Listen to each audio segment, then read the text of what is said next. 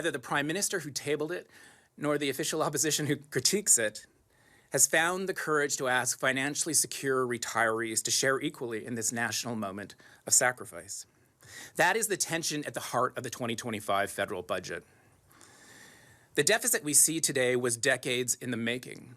Successive governments failed to plan enough revenue to fund an aging population. The biggest pressure point is old age security. It has taken more new spending than any other program over the past decade, and it will take even more in the years ahead. OAS cost $76 billion just in 2023 and is on track to reach $104 billion by 2029. That $28 billion rise looms over every other line in the budget. By comparison, new housing measures rise by only $1.6 billion. Post-secondary education gets $1.9 billion. Youth employment under $1 billion. Childcare $2.9 billion. And the business tax incentives only $3.2 billion. Even the $15 billion defense buildup can't compete with the surge in OAS. This imbalance isn't just a fiscal problem, it is a moral one.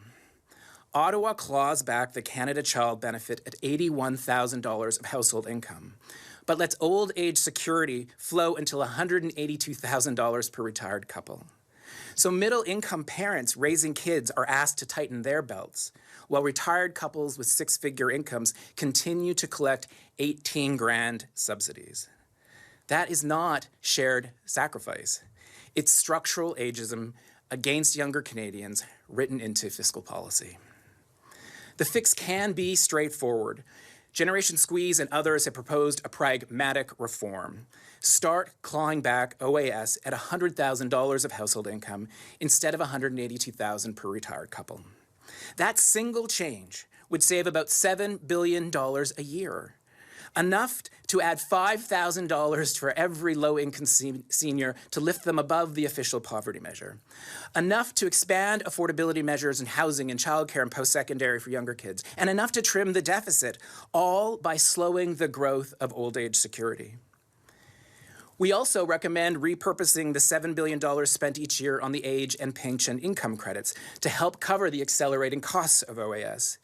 These tax breaks, these tax shelters largely bypass low-income retirees, which is an expensive inefficiency we cannot afford in this context. Sadly, Budget 2025 leaves both measures untouched, preserving subsidies for retirees with six-figure incomes, including many with millions in assets. Those savings were sacrificed for political caution, even though both of Canada's leading political voices have acknowledged the need for reform. When Pierre Poilievre's party was last in government, he warned by the early 2030s, quote, "The number of people on OAS will double, the cost will triple, and the number of taxpayers supporting each retiree will fall by half." Prime Minister Carney echoed the same warning in his book, Values. Quote, "Social welfare systems designed and enjoyed by previous generations will prove, absent reform, unaffordable for future ones." For once, the opposition leader and the Prime Minister agree on the diagnosis. Now they need the courage to deliver the cure. Happily, there is broad cover to act. 3/4 of Canadians support modernizing OAS. So do voices from across the spectrum. The Globe and Mail editorial board, the publisher of The Hub, the lead reporter for the National Observer. It's also one of the few issues where anti-poverty advocates and center-right think tanks converge. That is rare political ground, and we should be using it now.